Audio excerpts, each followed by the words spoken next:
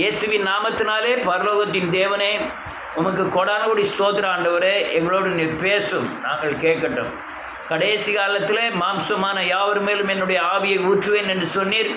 எலும்புகள் உயிரடையும் என்று சொன்னீர் ஆண்டவரே. ஆண்டவரே, எலும்புகள் உயிரடையத்தக்கதாய் ஆவியானவர் ஊற்றப்படுவீராக. கிருபைதாரும், நீர் பேசும், நடத்தும். இயேசு மூலம் ஜெபிக்கிறேன் தகப்பனே. நம்ம வணங்குறதே திரித்துவ தேவனை வணங்குகிறோம்.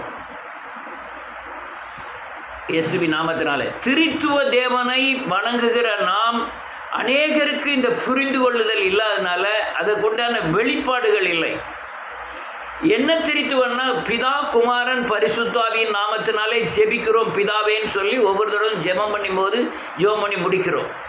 ஆனால் 3 பேர்களுடைய தன்மை என்ன, 3 பேர் எப்படி இருக்கிறாங்க, 3 பேருடைய கிரியைகள் என்ன என்பதை அநேகர் புரிந்து கொள்வதில்லை. அதனால் இந்த கடைசி நாட்களில் இந்த தெளிவு இருக்கணும். சிலுவையை குறித்ததான தெளிவு, திரித்துவ தேவனை குறித்ததான ஒரு தெளிவு, தேவன் நம்மை அல்லேலூயா எப்படி நடத்துகிறாருங்கிறத அறிகிற அறிவு நமக்கு தேவை. அதனால் இந்த திரித்துவ தேவன் 3 காலங்கள் உண்டு. உலகம் தோற்றம் முதல் அல்லேலூயா இயேசு பிறப்பு வரை ஒரு கர்த்தரின் காலம், அது நியாயப்பிரமாணத்தின் காலம். அல்லேலூயா, இயேசு பிறப்பில் இருந்து இயேசு சிலுவையில் மரித்து உயிர்த்தெழும் வரை உள்ள காலங்கள். அல்லேலூயா, நன்றியோடு கூட துதிக்கிறேன். பலியாகி நம்மை மீட்டெடுத்த காலங்கள், பாவத்திலிருந்து மீட்டெடுத்த காலங்கள். அல்லேலூயா, அதுக்கு அடுத்தால நீங்கள் அப்போஸ்தலர் நடவடிக்கையிலிருந்து வெளிப்படுத்தின விசேஷம் வரை. அல்லேலூயா, நன்றியோடு கூட துதிக்கிறேன். அது கிறிஸ்துவின் காலம், அது கிருபையின் காலம், அது சிலுவையை போதித்து இயேசுவை போல மாற்றக்கூடிய காலங்கள். நான் இப்போ சொல்லுகிற கருத்து இப்போ கொஞ்சம் அநேகர் பார்க்க ஆரம்பித்திருக்கிறீங்க. இந்த வீடியோவை நிறைய பேர் பார்க்க ஆரம்பித்திருக்கிறீங்க. அதுக்காக கர்த்தருக்கு ஸ்தோத்திரம். அந்த நன்றியோடு கூட துதிக்கிறேன். இந்த 3 கிறிஸ்துவின் காலங்களிலே இயேசுவை காண்பித்து நம்மை பரலோக ராஜ்யத்துக்கு ஆயத்தப்படுத்துவதின் அடையாளம் நாம் இயேசுவை போல மாறுவதாகும். ஆனால் இந்த அல்லேலூயா கர்த்தரின் ஒரு பகுதி இயேசுவின் ஒரு பகுதி தான் கிறிஸ்து. 3 காலங்களிலும் பரிசுத்த ஆவியானவர் இந்த பூமியிலே வெளிப்பட்டார். அதாவது கர்த்தரின் காலமாகிய பழைய ஏற்பாட்டிலும் இயேசுவின் காலங்களாகிய தேவன் ஜீவித்து பலியான காலங்கள் வரை. அல்லேலூயா, நன்றியோடு. அதுக்கப்புறம் தேவன் பரலோகத்திற்கு நம்மை எடுத்துக்கொள்ளும் காலம் வரை, கிறிஸ்துவின் ஆவியானவர் காலம் வரை இந்த பரிசுத்த ஆவியானவருடைய கிரியைகள் இருந்தது. இந்த 4 சுவிசேஷமும் நிறைவேறுதல் அப்படின்னா நிறைவேறுதலின் புஸ்தகம். இந்த பழைய ஏற்பாடு 39 புஸ்தகம், 30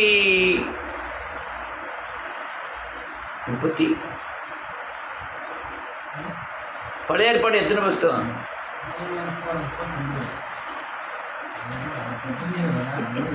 39 புஸ்தகம். இது 27 புஸ்தகம். 27 39 எவ்வளோ ஆச்சு? 64 இந்த 4 புஸ்தகங்கள் நிறைவேறுதலின் புஸ்தகம். வேதத்தில் எழுதினதெல்லாம் பழைய ஏற்பாடு தீர்க்கதரிசனத்தின் புஸ்தகம். அதன் நிறைவேறுதல்கள் எழுதப்பட்டிருக்கிறது. ரைட், அதில் உள்ள விளக்கம் போதும். இப்போ நான் என்ன சொல்ல வர்றேன்னா, இந்த பரிசுத்தாவியின் காலத்தில் அல்லேலூயா 3 காரியங்களை குறித்து 3 போதனை தான். இந்த பரிசுத்தாவி நமக்கு போதிக்கிற போதனை 3 போதனை. அந்த 3 போதனையை தான் யோவான் சாணனும் செய்தார், இயேசுநாதரும் செய்தார். நாமும் அதை தான் செய்ய வேண்டும். ஆனால் நீங்கள் வெளியெல்லாம் அப்படி செய்கிறாங்களான்னு நீங்கள் கவனித்து பார்த்துக்கணும். செல்ல எல்லாரும் கேட்குங்களா? ரைட். இந்த 3 போதனை என்னெல்லாம் வாசிப்போம். யோவானில் இந்த சுவிசேஷம் 16வது அதிகாரம் 7வது வசனம்.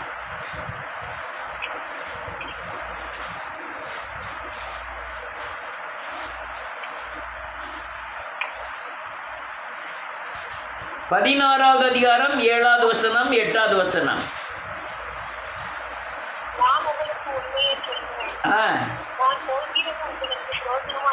ஆமென். வரார், அனுப்புவேன். 8வது வசனம். பாவத்தை குறித்தும் நீதியை குறித்தும் நியாய தீர்ப்பை குறித்தும் உலகத்தை கண்டித்து உணர்த்துவார். அதனால நன்றியோடு கூட துதிக்கிற நீதியை குறித்தும் நியாய தீர்ப்பை குறித்தும் அல்லையா பாவத்தை குறித்தும் நீதியை குறித்தும் நியாய தீர்ப்பை குறித்தும் அவர் கண்டித்து உணர்த்துவார். யோவான் சாணன் இதே 3 பிரசங்கம் தான் பண்ணினார். இயேசுநாதரும் இதே 3 பிரசங்கங்கள் தான் பண்ணினார். 3ஐ கருத்தாய் வைத்து தான் போதித்தார். இப்போ நன்றியோடு கூட துதிக்கிறேன் இதை அல்லையா அந்த போதனை யோவான் சாணன் சொன்னார். அல்லையா நன்றியோடு கூட துதிக்கிறேன் அல்லையா வரும் கோபத்துக்கு தப்பித்து கொள்கிறவன் யார்? அல்லையா நல்ல கனி கொடாத மரமெல்லாம் வெட்டுண்டு அக்கனியிலே போடப்படும். அல்லையா நன்றியோடு கூட இந்த நீதி நியாய தீர்ப்பை குறித்து சரியானபடி போதித்தார். நீங்கள் போதித்து ரசிக்கப்பட்டவுடன் ஞானஸ்நானம் பெற்றவுடன் இந்த பரிசுத்த ஆவியானவர் உங்களுக்கு புறாவை போல இறங்குவார். இந்த பரிசுத்த ஆவியானவர் உங்களை ஆவியினாலும் அக்கினியினாலும் உங்களுக்கு ஞானஸ்நானம் கொடுப்பார். இந்த ஆவியும் அக்கினியும் ஏற்கனவே நம்ம ரசிக்கப்படுவதற்கு முன்பாக ஆவியானவர் தொடப்படுகிறோம். அடுத்தால நாம் ஞானஸ்நானம் எடுத்த உடனே எடுப்பதற்கு முன்பாக 3 வருஷம் நாம் உருவாக்கப்பட்டு சீசனாகி தன்னைத்தான் வெறுத்து சிலுவையை சுமக்க ஆரம்பிக்கும் போது தான் ஞானஸ்நானம் எடுக்க வேண்டும். எடுத்த உடனே நமக்குள் புறாவை போல கிறிஸ்துவின் ஆவியானவர், அவர் தான் அக்கினினாலும் ஆவினாலும் அக்கினினாலும் ஞானஸ்நானம் கொடுக்கிறவர். இந்த கிறிஸ்துவின் திருத்துவ தேவனில் ஒருவராகிய கிறிஸ்து நமக்குள் ஊற்றப்பட்டவுடன் நம் ஆத்மாவில் ஜீவன் உண்டாகிவிடும். அல்லேலூயா. அப்பதான் நம்ம என்ன செய்யறோம்? கிறிஸ்துவை தரித்து கொள்ளுகிறோம். இந்த கிறிஸ்து என்ன செய்கிறார்னா நம்மை சிலுவைக்கு நேராய் நடத்தி இயேசுவின் சாயலுக்கு ஒப்பாய் நம்மை மாற்றுகிறார். ஜெபிப்பது எப்படி, பாவத்தை விடுவது எப்படி, அல்லையா பிசாசோடு யுத்தம் செய்வது எப்படி, நாம் வசனத்தை எப்படி கைக்கொள்ள வேண்டும், நாம் எப்படி பரிசுத்தமாய் இருக்க வேண்டும், எல்லாவற்றையும் சத்தியத்தின் அடிப்படையில் போதித்து இயேசுவின் சாயலுக்கு ஒப்பாய் மாற்றும் பொழுது நான் கனி கொடுக்கிறவனாய், தேவ மகிமையை பெற்றவனாய், தேவனுடைய வல்லமையை பெற்றவனாய், தேவனுடைய அபிஷேகத்தை பெற்றவனாய் இந்த பூமியிலே நான் அல்லேலூயா ஜீவிக்கிறேன். இயேசுவை போல மாறி இருக்கிறேன். இன்னும் மாற்றப்படக்கூடிய பகுதி நிறைய இருக்கு. அதனால ஒவ்வொரு நாளும் தேவனால் போதிக்கப்பட்டு இயேசுவின் சாயலுக்கு ஒப்பாய் நான் வளர்ச்சி அடைந்து கொண்டு இருக்கிறேன். நான் கிறிஸ்துவை பெற்றவுடனே நமக்குள்ள ஆத்மாவிலே ஜீவன் இல்லாமல் இருந்தது. என் ஆத்மா மரண ஆத்மாவை இருந்தது. அநேக கிறிஸ்துவர்களும் கூட இந்த கிறிஸ்துவை குறித்து அறிவு இல்லாததுனால இவர்கள் ஆத்மாவிலே ஜீவனை பெறாதபடி மரண ஆத்மாவாகவே அவர்கள் மரித்து போகிறார்கள். இந்த ஜீவன் என்ன செய்ய வேண்டும்? பரிபூர்ணப்பட வேண்டும். அது நித்திய ஜீவனை அடைவதற்கு பரிபூர்ணப்பட வேண்டும். நித்திய ஜீவன் என்பது 1000 வருட அரசாட்சியிலே பங்கு பெறக்கூடிய ஒரு ஜீவன். இந்த ரோமர்லாம் ஏகப்பட்ட இடங்களில் ரோமர், யோவான் இதிலெல்லாம் நித்திய ஜீவனை குறித்து நிறைய எழுதப்பட்டிருக்கிறது. பாபத்தின் சம்பளம் மரணம், கிருபை வரமோ நித்திய ஜீவன் அப்படின்னு எழுதியிருக்கிறது. இந்த கிருபை வரமாகிய நித்திய ஜீவன் என்பது இந்த ஜீவன் அல்லேலூயா நம்ம ஆத்மாவில் விழுந்தவுடனே அல்லேலூயா இந்த ஆத்மா ஜீவ ஆத்மாவாகிறது. இந்த ஜீவ ஆத்மா நமக்குள் பரிபூர்ணப்படுவதற்கு நான் ஒவ்வொரு வசனத்தையாய் கைகொண்டு இயேசுவை போல நான் மாறும் பொழுது இந்த ஆத்மா ஜீவாத்மா நித்திய ஜீவனுக்கு ஆயத்தமாகிறது. நான் முழுமையான இயேசுவை போல மாறினேன் என்றால் நான் என் ஜீவன் பரலோகத்திலே 1000 வருட அரசாட்சியிலே பங்கு பெறுவதற்கு தகுதி உடையதாய் மாறுகிறது. அதுக்கு பேர் தான் நித்திய ஜீவன் என்று பெயர். அதனால் நித்தியம் என்றால் அழிவில்லாதது, நித்தியம் என்றால் வெகு நாள் இருக்கக்கூடியது. அப்படி ஜீவனாய் என் ஜீவன் நம்முடைய ஜீவன் மாற்றப்படுகிறது. அதனால் இயேசுவின் சாயலை நாம் தரிக்க தரிக்க தேவன் மேல் இருந்த அபிஷேகம், தேவன் இருந்த வல்லமை, மகிமை நம் மூலமாய் தேசத்திலே காணப்படும். உலகம் பிசாசு மாம்சத்தை ஜெயிக்க நமக்கு சாதாரண பரிசுத்தாவினாலாம் ஜெயிக்க முடியாது.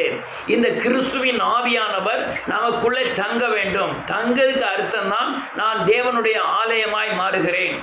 எனக்குள் இயேசு வீற்றிருக்கத்தக்கதாய் இந்த பரிசுத்த ஆவியானவர் ஆவியானவரும் இந்த கிறிஸ்துவும் எனக்குள் அல்லேலூயா என் தேவன் தங்கும் ஆலயமாய் என் ஆவி ஆத்மா சரீரத்தை தகுதிப்படுத்துகிறார்.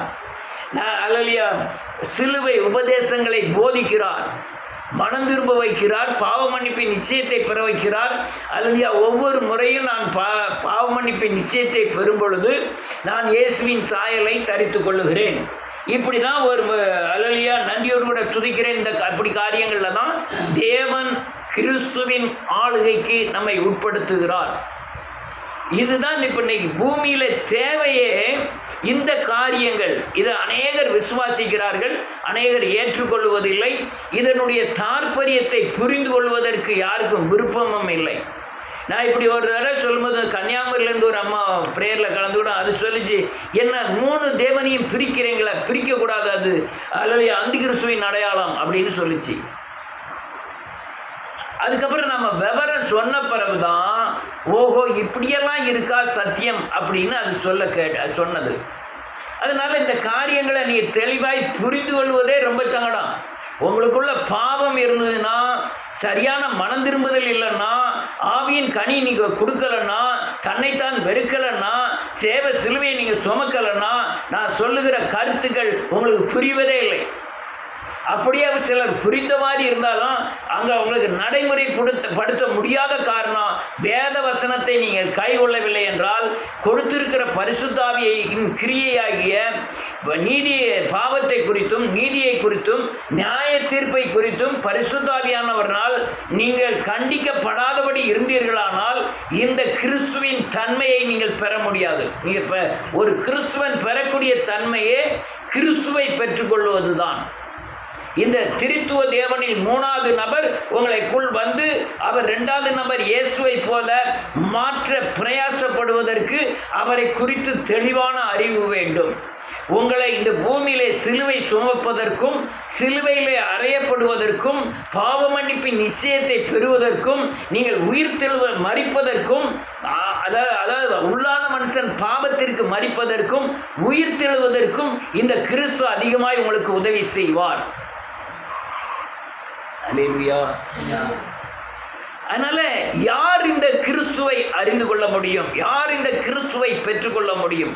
சில சத்தியங்களை மட்டும் உங்களுக்கு போதிக்கிறேன், வாசிக்கலாம்.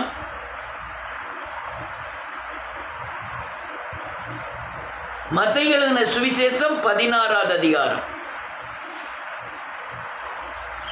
16வது வசனத்திலிருந்து யாராவது வாசிக்கலாம்? எடுத்தவங்க வாசிக்கலாம்.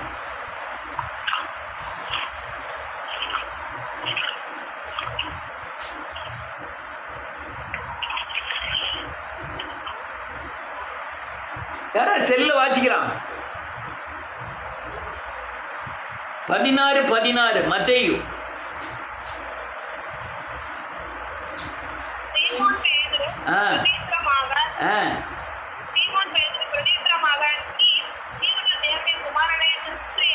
என்றான்.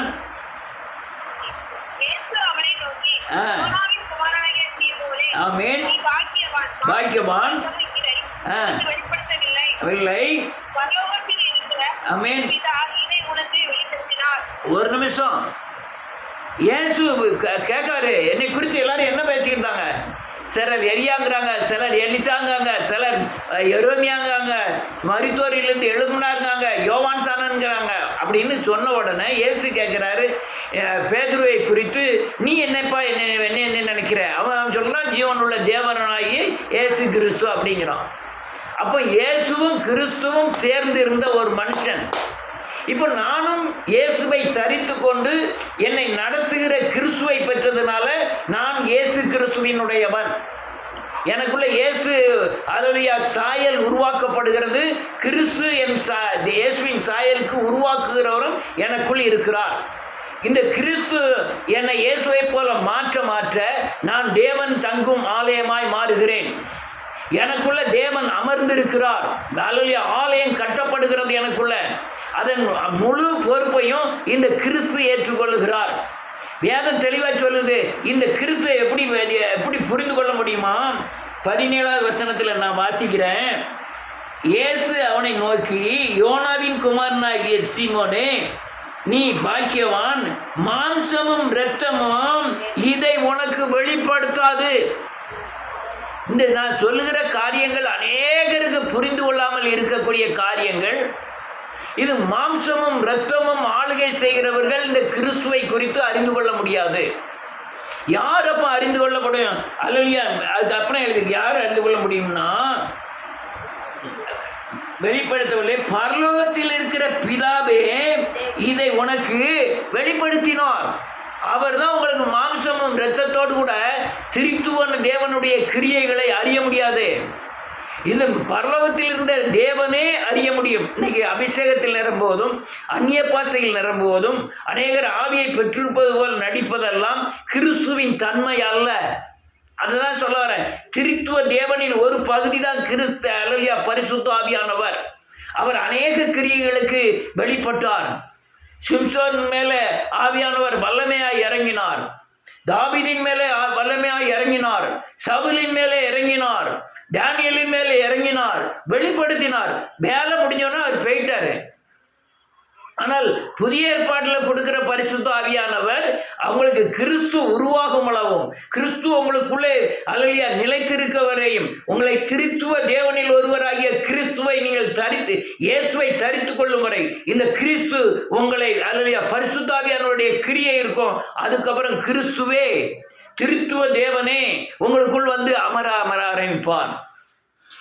இதெல்லாம் புரிந்து கொள்வதற்கு மாம்சத்தோடும் இரத்தத்தோடும் இந்த உலக தன்மையோடும் சுய எண்ணத்தோடும் சுய மாமிசத்தோடும் இதை ஆராய்ந்து பார்த்தெல்லாம் கண்டுபிடிக்கிறவர்கள் அல்ல. இவைகள் யாவும் பரத்தில் இருக்கிற பிதா வெளிப்படுத்தினால் ஒழிய அவர்கள் அறிந்து கொள்வதில்லை. வேதம் சொல்லுது, யாரு தேவன் தங்கும் ஆலயமாய் மாற்றுவார்னா, இப்படி கிறிஸ்துவை அறிந்து கொள்ளவர்களை தான் தேவன் தங்கும் ஆலயமாய் மாற்றுவார். அப்பதான் நீங்க இயேசுவை போல மாற முடியும். அப்பதான் நீங்க அல்லேலூயா மேலானவைகளை நாடுங்கள்னு கொலோசியர்ல எழுதியிருக்கு. அந்த கொலோசியர்ல எழுதப்பட்ட அந்த மேலானவைகளை நாடுவதற்கு நீங்கள் கிறிஸ்துவின் ஆலயமாய் மாற வேண்டும். அடுத்த யார் மேல சபையை கட்டுவார வாசிக்கிறேன். மேலும் நான் உனக்கு சொல்லுகிறேன், நீ பேதுருவாய் இருக்கிறாய், இந்த கல்லின் மேல் என் சபையை கட்டுவேன், பாதாளத்தின் வாசல்கள் மேற்கொள்வதில்லை. தெளிவாய் வேதம் சொல்லுது, இந்த கல்லின் மேல் நான் என் சபையை கட்டுவேன், பாதாளத்தின் வாசல்கள் மேற்கொள்வதில்லை. அப்போன்னு என்ன அர்த்தம்? உங்களுக்குள்ள ஜீவன் உள்ள கல்லாகிய இவரை சீயோனில வைக்கிறேன் என்று சொன்னார். தள்ளப்பட்ட கல்லே மூளைக்கு தலைக்கல்லாயிற்று. அந்த இயேசுவின் மேல் கட்டக்கூடிய ஆலயம், அல்லேலூயா, நமக்குள் கட்டக்கூடிய ஆலயம், இந்த கல்லின் மேல் தான் அவர் சபையை கட்டுவார். அல்லேலூயா. அங்க கிறிஸ்து அல்லேலூயா கிறிஸ்து இயேசுவை போல மாற்றுவார். இயேசுவானவர் உங்களுடைய ஆலயத்திலே தங்கியிருப்பார். இயேசுவும் கிறிஸ்துவும் உங்களுக்குள் தங்கியிருப்பார். கிறிஸ்துவை தரித்து கொள்ளுகிறவர்கள் பாக்கியவான்கள். அல்லேலூயா. கிறிஸ்துவோடு கூட நீங்கள் பாடுபட்டால் கிறிஸ்துவோடு கூட நீங்கள் ஆளுகை செய்வீர்கள் என்று வேதம் சொல்லுகிறது. எந்த ஆளுகையை சொல்லுகிறது என்றால், இந்த உலகத்தின் ஆளுகை செய்கிற சக்தி வேறு, பரலோகத்தில் வந்து பெறுகிற பலன் வேறு. நீங்கள் கிறிஸ்துவோடு கூட பாடுபட்டால் கிறிஸ்துவின் மூலமாய் வல்லமையும் அபிஷேகத்தையும் பெற்று இந்த உலகத்தை ஆளுகிற பிசாசையும் உனக்குள் ஆளுகிற சுயத்தையும் மாம்சத்தையும் ஜெயிக்க முடியும் என்பதுதான் அதன் கருத்து. அப்ப நீ ஆளுகை செய்ய வேண்டுமானால் நீங்கள் பாடுபட வேண்டும் என்று வேதம் சொல்லுகிறது. என்ன பாடுபட வேண்டும்? ஏற்கனவே நம்முடைய சரீரத்தில் பிசாசானவன் ஆண்டு கொண்டிருக்கிறான். அந்த ஆண்டு கொண்டிருக்கிற சக்தியை வேத வசனத்தின் அடிப்படையில் தன் வாழ்க்கையை அமைத்துக் கொண்டு நாம் அந்த அவன் கிரியைகளை அழிப்பதற்கு பிரயாசப்படுவதை பாடுபடுவது. அல்லேலூயா. எவ்வளவோ போதிக்கிறேன், ஆனால் ஜனங்கள் மீறுகிறதை காண்கிறேன். அல்லேலூயா. உலக காரியங்களுக்கு இருக்கிற ஞானங்கள், சம்பாத்தியம் பண்ணுவதற்குண்டான ஞானங்கள், அல்லேலூயா, உலக புசிப்பதற்கும் குடிப்பதற்கும் அல்லேலூயா ஓடுகிற ஓட்டங்கள், இந்த கிறிஸ்துவை அறிந்து கொள்வதற்கும் கிறிஸ்துவை பெற்றுக்கொள்வதற்கும் ஜனங்கள் பிரயாசப்படுவதே இல்லை. நீங்கள் எவ்வளவு தூரம் பிரயாசப்பட்டு இயேசுவின் ஆலயம் உங்களுக்குள்ள எவ்வளவு கட்டப்பட்டிருக்கிறதோ அப்பதான் பாதாளத்தின் வாசல்கள் உங்களை மேற்கொள்வதில்லை. வேதம் தெளிவாக சொல்லுது, இந்த கல்லின் மேல் என் சபையை கட்டுவேன், அதை பாதாளத்தின் வாசல்கள் மேற்கொள்வதில்லை என்று வேதம் சொல்லுது. பல உள்ள திறவுகள் அப்பதான் உங்களுக்கு கிடைக்கும். உங்களுக்குள்ள கிறிஸ்துவின் ஆளுகை வந்தாதான் பாதாளத்தின் வாசல்கள் மேற்கொள்வதில்லை. பாதாளத்தின் வாசல்கள் என்றால் என்ன? இந்த பிசாசின் போராட்டங்கள் உங்களை மேற்கொள்வதில்லை. இதை உணர்வதற்கோ இதை பின்பற்றுவதற்கோ யாருக்கும் விருப்பம் இல்லை. ஒரு பிரதர் பேசிட்டு இருந்தாரு அங்க பாளையங்கோட்டை அந்த சர்ச்சில். என்ன ரிட்டையர்டு ஹெட்மாஸ்டர், 3 பிள்ளைகள் இருக்காயா, என்கிட்ட 2 பிள்ளைகள் இருக்கு, என்கிட்ட 1 பிள்ளை இருக்கு, என் வீட்டை மாட்ட 2 பிள்ளைகள் இருக்கு, அவள் என் கூட வாழ மாட்டேன்னு போயிட்டா, எனக்காண்டி கொஞ்சம் சின்ன ஜெபம் பண்ணுங்கய்யா அப்படின்னாரு. விவரத்தை கேட்டேன். அவர் நல்ல அல்லையா ஒரு பெரிய பக்தியெலாம் உள்ள ஒன்றுமே இல்லை. நீங்கள் அதாவது நீங்கள் வளர வளர உங்களுக்கு சாரம் ஏறிக்கிட்டே இருக்கணும்.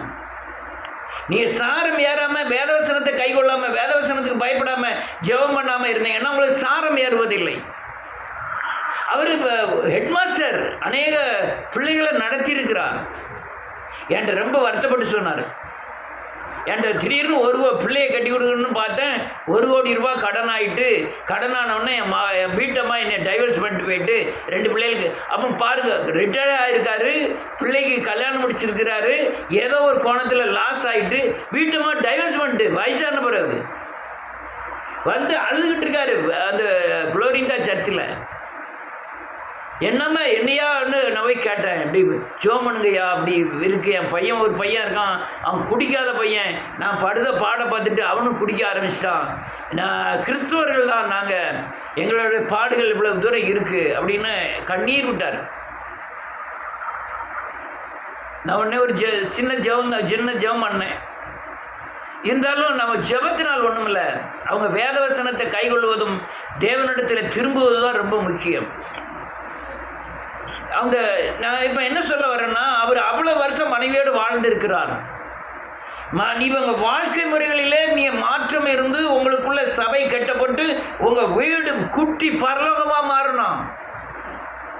என் மனைவி சரியில்லைன்னு என்னால் சொல்ல முடியும். அதே கேள்வியை அவர்கிட்ட போய் சொன்னாலும் என் கணவர் சரியில்லைன்னு அவர் சொல்ல முடியும். சரியில்லைன்னு சொல்வதற்காக கிறிஸ்துவ ஜீவியம் இல்லை, சரியில்லைங்கிறத சரி ஆக்குறதுக்கு தான் கிறிஸ்துவ ஜீவியம். நீ ஒரு கணவனும் மனைவியும் ஒரு கல்யாணம் முடிச்ச உடனே பயங்கர பிரச்சனைகள், நிறைய பிரச்சனைகள் வரும். கொஞ்ச நாள் கழிச்ச உடனே, கொஞ்சம் வருஷம் ஆன உடனே அவ இல்லைன்னா இவன் இல்லை, இவன் இல்லைன்னா அவ இல்லைங்கிற அளவுக்கு ஆயிரும். ஒருத்தரை விட்டு ஒருத்தர் பிரியாத அளவுக்கு ஆயிரும். ஒருத்தருக்கு ஒருத்தர் சகித்தல் சுமத்தல் அந்த இதுக்கு வந்துடும். ஏன்னா தேவன் நினைத்ததுன்னு நீங்கள் நம்பினீங்கன்னா அந்த இதுக்கு வந்துடும். அப்படி உங்கள் குடும்பத்தில் ஆவியானவர் அசைவாடக்கூடிய அளவில் சத்தியத்தை மீறக்கூடாது. சத்தியத்தை என்னைக்கு மீறினீங்களோ ஆவியானவர் உங்களுக்குள்ளே இருக்க மாட்டார், உங்கள் வீட்லேயும் இருக்க மாட்டார். ஆவியானவர் நீங்கள் சத்தியத்துக்குள்ளே நடக்க இருந்தால் உங்கள் வீட்டில் ஆவியானவர் அசைவாடுவார். அசைவாடுனா குட்டி பரலோகமாயிரும். வாசிப்போம் 19வது வசனம் வாசிங்க. ராஜ்யத்தின் திறவுகோல்களை நான் உனக்கு தருவேன். ஆமென். பூலோகத்திலே நீ கட்டுகிறது எதுவோ அது பரலோகத்திலும் கட்டப்பட்டிருக்கும். ஆமென். பூலோகத்திலே நீ கட்டவிழ்ப்பது எதுவோ அது பரலோகத்திலும் கட்டவிழ்க்கப்பட்டிருக்கும் என்றார். ஆமென். உன் குடும்பம் பரலோக ராஜ்யமா மாறணும், குட்டி பரலோகமா மாறணும். நம்ம ஜெபம் பண்ணும்போது அழகா பேசுறோம், ஆண்டவரே பரலோக ராஜ்யம் வருவதாகன்னு பேசுறோம். ராஜ்யம் என்றால் ஆளுகை, ஆளுகைக்குள்ள நீங்க பிரவேசிக்கணும். தேவனுடைய ஆளுகைக்குள்ள உங்க குடும்பம் வரணும். துணிகரமான மீறுதல் எல்லாம் நான் ஆலயத்தில் பார்த்துருக்கிறேன். அநேக நன்மைகளை பெற்றவர்கள் தேவனுக்கு விரோதமாய் துரோகம் பண்ணுறதை நேரில் பார்த்துருக்கிறேன். அவங்க வெளிப்புறமாய் நான் பரிசுத்தமாய் இருக்கிறது போலவும், வெளிப்புறமாய் தான் பக்தியில் இருக்கிறது போலவும், ஆனால் உள்ள தேவனுக்கு பயங்கரமான துரோகம் செய்வதையும் நான் பார்த்திருக்கிறேன். இதெல்லாம் நான் ஆராய்ந்து பார்க்கும்போது, நம்ம விசாரிக்கும் போது பேதை மாதிரியும் அல்லது அவங்க காரியத்தில் ஞானியாகவும் நடிக்க பார்த்துருக்கிறேன். இதெல்லாம் என்னன்னா அது அவங்க தலையில் உள்ள காரியங்கள் நான் வந்து போதிக்கிறதுனால இதை சொல்ல வருகிறேன். நீ இருதயமும் உங்க வாயும் ஒன்று போல இருக்கணும். இருதயத்துக்கு மாற்றமான உங்க வாய் பேசக்கூடாது. நினைவுகள் வேற, இருதயத்தின் யோசனை வேற, வாயின் வார்த்தைகள் வேற, நடப்பு வேற இருந்ததுன்னா உங்களுக்குள்ள எப்படி ராஜ்யம் கட்டப்படும்? கிறிஸ்துவின் வேலையே உங்களுக்குள்ள பரலோக ராஜ்யம் கட்டப்படுவது தான். உங்க அல்லேலூயா சில வீடுகள் நரகமா மாறிடுது, யாருன்னா ராஜ்யம் கட்டப்படலை. நான் அழகாக சொல்லுவேன், அழகாக நினைக்கலாம். என் வீட்டை மாட்ட போய் சொன்னால் இந்த மனுஷங்கிட்டலாம் குடும்பம் நடத்துதே ரொம்ப சங்கடம்பா. அதே மாதிரி என்கிட்ட வந்து கேட்டால் என் மனைவியிட்ட நான் குடும்பம் நடத்துதே ரொம்ப சங்கடம் தான். ஆனால் கிறிஸ்துவின் அணுகுமுறை தான் உங்கள் வீட்டை அல்லேலூயா சரியான குட்டி பரலோகமாக மாற்றும். எவ்வளவு துணிகரமான பாவங்களை செய்கிறார்கள், எழுப்புதல் உள்ளவர்களை செய்கிறார்கள். எழுப்புதல் உள்ளவர்களே சத்தியத்துக்கு சரியானபடி நடக்காதனால வேதம் அப்படிதான் சொல்லுது, சத்தியத்தின்படி சரியாக நடவாதபடினாலும் எழுதியிருக்கு. தேவ துரோகங்களை துணிகரமாய் செய்வதை கண்டிருக்கிறேன். எப்படி ராஜ்யம் கட்டப்படும், எப்படி பரலோக ராஜ்யத்துக்குள்ள நுழைய முடியும்? நீங்க பரலோக ராஜ்யத்துக்கு நீங்க 1000 வருட அரசாட்சிக்குள்ள போகலாம், அதுக்கு முந்திய எங்க நரகத்தை ஏன் அனுபவிக்கணுங்க? அவர் தான் நீதியை குறித்தும் நியாய தீர்ப்பை குறித்தும் கண்டித்து உணர்த்துகிறவராக இருக்கிறாரு.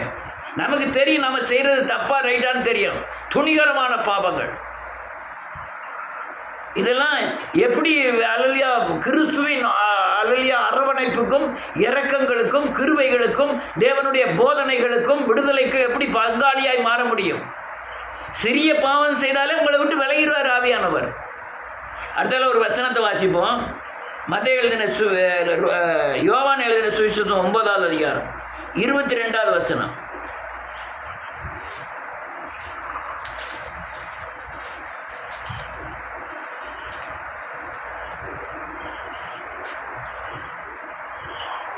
வாசிக்கலாம்.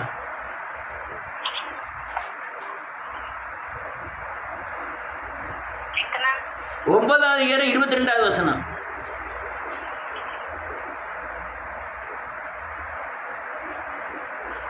அவனுடைய தாய் தகப்பன்மார் ஆமென் யூதனுக்கு பயந்ததினால் சொன்னார்கள். ஏனெனில் இயேசுவை கிறிஸ்து என்று எவனாவது அறிக்கை பண்ணினான் அப்ப ஆலயத்துக்கு புறம்பாக்க வேண்டும் என்று யூதர்கள் அதற்கு முன்னமே கட்டுப்பாடு செய்திருந்தார்கள். ஆமென். இது நீங்க இந்த சுவிசேஷத்திலிருந்து வெளிப்படுத்தின விசேஷம் வரை இந்த எதிர்ப்பை பார்க்கலாம். நம்ம ஊழியம் யார் ரீச் ஆகலை. இன்னைக்கு பாருங்க, அடுத்தவன் பொண்டாட்டியை கட்டிட்டான், தான் பொண்டாட்டியை டைவர்ஸ் பண்ணுதான், அடுத்தவன் பொண்டாட்டியை கட்டுதான், எத்தனையோ அடுத்தவன் மனைவியை எடுத்துக்கிட்டு தான் திருப்பி வந்து இன்னைக்கு ஆலயம் ஆரம்பிக்கணும்னு நினைக்கிறேன். எடுத்த ஸ்டார்டிங்கில் 3000 பேர். என்ன போதனை, நீ எப்படினாலும் வாழ்ந்துடும். அவன் பேசின வார்த்தைகளை பார்த்தீங்கன்னா, கெட்ட குமாரன் அவன் பாவத்தில் விழுந்துட்டான், வரும்போது தகப்பன் காத்திருந்தாரு, எனக்கும் காத்திருக்கிறாரு. ஏன் காத்திருந்தாருன்னா அவன் மனைவியை ஏற்றுக்கிட்டணும்ல. அடுத்தவன் மனைவியை கட்டிக்கிட்டு என்னை கர்த்தர் ஏற்றுக்கிட்டாருன்னு எப்படி சொல்ல முடியும்? எவ்வளவு பெரிய தேவத்துவம் இது. 3000 பேர் ஏற்றுக்கொண்ட 3000 பேர் நரகத்துக்கு தான் போவான். அல்லேலூயா. அவனுக்கு ரசிகர் மன்றங்கள், அவனுக்கு வரவேற்பு, சேரட்டில் உட்கார வச்சு பெரிய மாலையை போட்டு எங்க ஜெயிலிருந்து வரவனை நான் கட்சி தலைவர்களை பார்த்துருக்கிறேன், அரசியலில் நின்று ரவுடிகளை பார்த்துருக்கிறேன், ஜாதி தலைவர்களை பார்த்துருக்கிறேன். இவங்கெல்லாம் ஜெயிலில் போய் இருந்துட்டு வெளியே வந்து பெரிய ஏகப்பட்ட பேர் நின்று அல்லேலூயா மாலை போட்டு வரவேற்பார்கள். குஜராத்தில் 3000 பேரை கொண்டுட்டான். முஸ்லீம்களை வயிற்றில் இருந்த பிள்ளைய உள்ள கையை விட்டு பிள்ளைய எடுத்து கொண்டுட்டான், அடித்து கொண்டுட்டான். அப்படி செத்த 3000 பேர் அரசு செத்ததுக்கு எம்எல்ஏ எம்பியில் ஒரு சிலருக்கு கோர்ட்டில் கேஸ் நடந்து அவங்கள பூரா பேரையும் உள்ள தண்டிச்சிட்டான். அவன் மேல்கோர்ட்டு அப்பீல் பண்ணி அவங்க கேட்டில் இவங்க சம்மந்தப்படாதவங்கன்னு சொன்ன உடனே அவன் வெளியே ரிலீஸ் பண்ணுதான். அன்னைக்கு பார்த்தா அவனை வரவேற்கு பார்த்தா ஏகப்பட்ட கூட்டங்கள். எவ்வளவு அயோக்கியத்தனங்கள். நீதினா நீதி, தவறுனா தவறு, சரினா சரி. ஆனால் இங்கே என்ன எழுதியிருக்கு? அவன் இயேசுவே கிறிஸ்து என்று அறிவித்தால் அவர்களை அல்லேலூயா தேவாலயத்துக்கு புறம்பே ஆக்கணும். அது நம்ம அது எங்கேருந்து வருது? சிலுவை உபதேசத்திலிருந்து வருது. நீ சிலுவையில் மனம் திரும்ப கிறிஸ்துவை தரித்துக் கொள்வாய். அந்த இயேசு தான் கிறிஸ்துன்னு நம்ம பிரசங்கிட்டு இருக்கோம் எழுப்புதல்ல. நீங்கள் எழுப்புதல் ரீச் ஆகாத காரணமே இந்த இயேசு தான் கிறிஸ்துன்னு பிரசங்கிக்கிறதுனால தான். நாங்கள் நம்மள அநேகர் பாவத்திலேயும் சாபத்திலிருந்து விடுதலை ஆகி மரணப்படியிலிருந்து விடுதலை ஆகியிருக்கிறோம். ஆனால் நமக்கு சரியான வழி இதுன்னு தெரியுது. ஆனால் வெளியே போதித்தா இதை ஏற்றுக்கொள்ளுகிறவர்கள் ஒருவர் கூட இல்லை. காரணம் பிசாசின் பயங்கரமான தந்திரம். நீங்க அப்போஸ்தலர் நடவடிக்கைகள் பூரா வாசிங்க. அவர்கள் இயேசுவை கிறிஸ்து என்று பிரசங்கித்தபடினாலே அந்த தேசத்தில் அடிச்சு தூக்கி வெளியே கொண்டு போட்டாங்க. பல இடங்களில் இயேசுவை கிறிஸ்து நாம் பிரசங்கிக்கிறதா தான், இயேசுதான் கிறிஸ்துன்னு பிரசங்கிக்கிறோம். நீ மனம் திரும்பி பாவமன்னிப்பு நிச்சயத்தை பெற்றால் கிறிஸ்துவை தரித்து கொள்வாயின்னு தான் பிரசங்கிக்கிறோம். இதுக்கு தான் பயங்கர எதிர்ப்பு. நம்ம வாசிச்ச இப்போ 22வது அதிகாரத்தில் வாசிச்ச காரியங்கள் இயேசுவே கிறிஸ்துனா அந்த பையன் சொல்றதுனால தான். யாரும் சொல்லக்கூடாதுன்னு கட்டளை போட்டுக்கிறான் பிரதான ஆசாரியன், பரிசேயன், சதுசேயன். அதுதான் இப்போ இந்த உலகத்திலே இருக்கு. வெளிப்படையாக வரல, வெளிப்படையாக வராமல் கிரியைகளில் இருக்கு. நீ இயேசுதான் கிறிஸ்துன்னு பேசுறீங்கன்னா உங்களுக்கு விரோதமாய் பயங்கரமாக எழும்புவார்கள். ஆனால் விடுதலை இயேசுவின் வழிமுறைகளே இதுதான். நீ இயேசுவை பெற்றுக்கொள்ளணும்னா கிறிஸ்துவை பெற்றுக்கொள்ளணும். கிறிஸ்துவை பெற்றுக்கொண்டாதான் நீ இயேசுவை பெற்றுக்கொள்ள முடியும். கிறிஸ்து எனக்குள் இருக்கணும், நான் கிறிஸ்துக்குள்ள இருக்கணும். அப்படி இருந்தால் தான் இயேசுவை நான் தரித்து கொள்ள முடியும். இது சத்தியம். ஆனால் இதை ஏற்றுக்கொள்ளாத ஒருவர் கூட இல்லை, ஒருவர் கூட இல்லை. நானும் பல மாதங்கள் ஓடி உழைக்கிறேன். இயேசு கிறிஸ்து, இந்த இயேசுதான் கிறிஸ்து என்று நிரூபிப்பதற்காக என் வாழ்க்கையில் நிரூபித்து இருக்கிறார். அதை அல்லையா பப்ளிக்கில் நிரூபிக்கணும்னு நினைக்கிறேன். ஊழியங்களில் நிரூபிச்சிருக்கிறார். இதுதான் உண்மை, இதுதான் சத்தியம் என்று போதிக்க விரும்புகிறேன். கேட்பார் ஒருவரும் இல்லை. ஒருவேளை நான் உலகத்தின் காரியங்களை குறித்தும் உலகத்தின் தன்மைகளை குறித்தும் பேசி ஒரு குடும்பத்தில் இப்படிலாம் நடக்கணும்னு உலக காரியங்களை பேசினோம்னா அநேகர் பேர் வந்திருக்கக்கூடும். இல்லைன்னா கிருபையின் உபதேசத்தை அல்லையா சூப்பர் கிரேஸை பற்றி பேசியிருந்தோம்னா அநேகர் தேவனுக்குள்ள அல்லையா என்னை பின்பற்றி இருக்கக்கூடும். இயேசுவை அல்ல. நான் அப்படி பேசி தேவனுக்கு விரோதமான பகையை இழுக்க விரும்பவில்லை. அதனால இப்படி பேசுகிறவங்களாம் பகை என்று சொல்லவில்லை. ஆனாலும் அவர்கள் சிலுவைக்கு நேராக நடத்த வேண்டும் என்பதுதான் சட்டம். அவர்கள் மனம் திரும்ப வைப்பதும் புதிய பாவமன்னிப்பு நிச்சயத்தை பெறுவதும் கிறிஸ்துவை தரித்து கொள்வதும் அவசியம். அவர்தான் அவர் ஆத்மாவுக்கு ஜீவனாக இருக்கும். அதுதான் மனுஷனுக்கு ஒளியாய் மாறும்னு யோவான் எழுதின சுவிசேஷம் 1வது அதிகாரத்தில் வாசிக்கிறோம். கிறிஸ்து எனக்கு ஜீவனாய் மாற வேண்டும். அப்பதான் சாவு உனக்கு ஆதாயமாய் மாறும். நீ கிறிஸ்துவே உங்க ஆத்மாவுக்கு ஜீவனாய் மாறலன்னா சாவு எப்படி ஆதாயமாய் மாற முடியும்? சாவு நரகத்துக்கு தானே போக முடியும். ஆதாயமாய் வருது பரலோக ராஜ்யம். அல்லையா நஷ்டம், அல்லையா நரகம். அதனால கிறிஸ்துவனுங்களுக்கு ஜீவனாய் மாறணும், ஆத்மாவுக்கு ஜீவனாய் மாற வேண்டும். ஒரே ஒரு வசனத்தை சொல்லி முடிக்கிற நேரம் ஆயிட்டு. நிறைய வசனங்கள் இருக்கு, இப்போ நேரம் இல்லை. 2 கொரிந்தியரின் புத்தகம் 2வது அதிகாரம் 14வது வசனம்.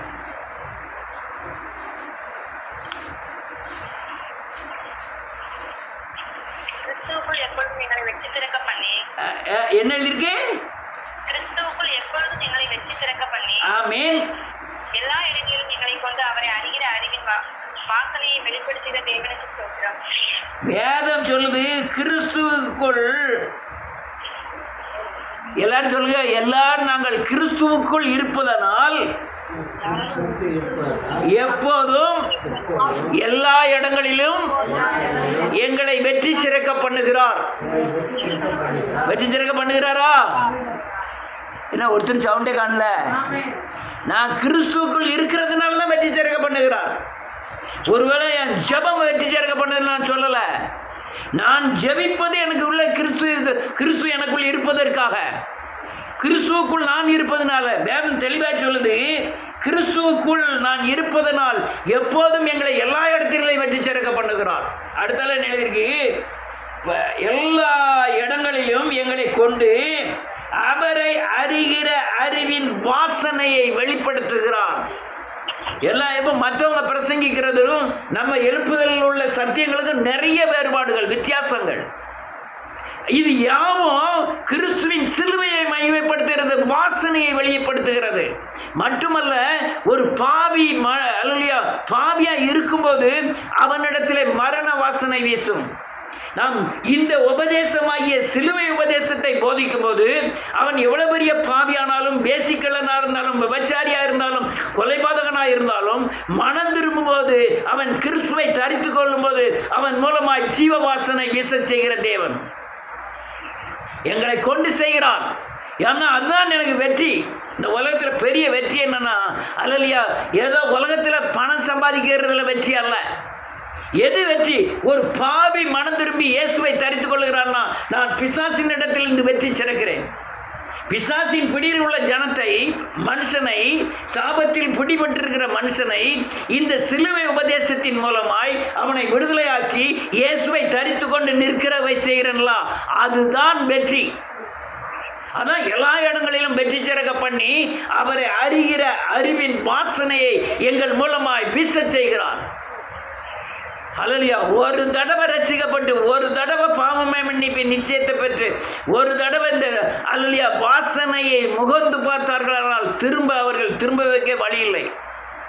அதனால் இதெல்லாம் காரியங்கள். இந்த கிறிஸ்துவை அறிவது ரொம்ப அவசியம். நீ யாராக இருந்தாலும் சரி, மனம் திரும்பி பாவ மன்னிப்பின் நிச்சயத்தை பெற்று இயேசு ஹல்லேலூயா பரிசுத்தாவின் மூலமாய் பாவத்தை குறித்தும் நீதியை குறித்தும் நியாய தீர்ப்பை குறித்தும் கண்டித்து உணர்த்தப்பட்டு ஆத்மாவிலே ஜீவன் உண்டாகி அது உனக்கு ஒளியாய் மாறி நித்திய ஜீவனுக்குள் பிரவேசிக்கும்படியாய் இயேசுவின் சாயலுக்கு ஒப்பாய் மாறி இந்த பூமியில சத்தியத்தை நீங்கள் கிறிஸ்துவின் மூலமாக தான் அறிந்து கொள்ள முடியும். இல்லைன்னா வேதவசனத்தை தான் வேதவசனத்தின் மூலமாக அறிந்து கொள்ள முடியும். வேதவசனத்தில் மறைந்திருக்கிற கருவை அறிந்து கொள்ளலாம். நீங்கள் மனம் திரும்பி கிறிஸ்துவை தடுத்து கொள்ள வேண்டும். அப்போ தான் உங்களுக்கு சத்தியங்கள் வெளிப்படும். இன்னைக்கு அநேக காரியங்கள் பச்சை மாம்சத்தை தான் போஷிக்கிறார்கள். ஆனால் கிறிஸ்துவின் ஆவினாலே சுடப்பட்ட இந்த சத்தியம்தான் உங்களை மனுஷனை விடுதலையாக்கும். வேதம் தெளிவாய் சொல்லுகிறது, சத்தியத்தை அறிவீர்கள், சத்தியம் உங்களை விடுதலையாக்கும். அறியக்கூடிய செய்கிறவர் கிறிஸ்து. இந்த திருத்துவ தேவனில் ஒருவர். நான் இப்போ சொல்றது சத்தியங்கள் கொஞ்சம் வித்தியாசமாக இருக்கலாம், அல்லது இது என்ன இப்படி பேசுகிறாருன்னு இருக்கலாம். ஆனால் உண்மை சத்தியம் இதுதான். நீங்கள் இதெல்லாம் ரோமரில் வாசிக்கலாம், யோவானில் வாசிக்கலாம், யோவான் நிருபங்களில் வாசிக்கலாம். இதெல்லாம் அதிகமாக எழுதப்பட்டிருக்கிறது. ஒரு சில இடங்களில் கொலசியரில் எழுதியிருக்கிறார். அதனால் இந்த சில இடங்களில் இந்த ஜீவனை குறித்தும் கிறிஸ்துவை குறித்தும் தெளிவான விளக்கங்கள் இருக்கிறது. அதனால் இந்த காரியங்களுக்கு நீங்கள் உடன்பட வேண்டும், இயேசுவை போல மாற வேண்டும். கர்த்தர் உங்களை ஆசீர்வதிப்பாராக. எல்லாரும் முழங்கால் படியிடலாம்.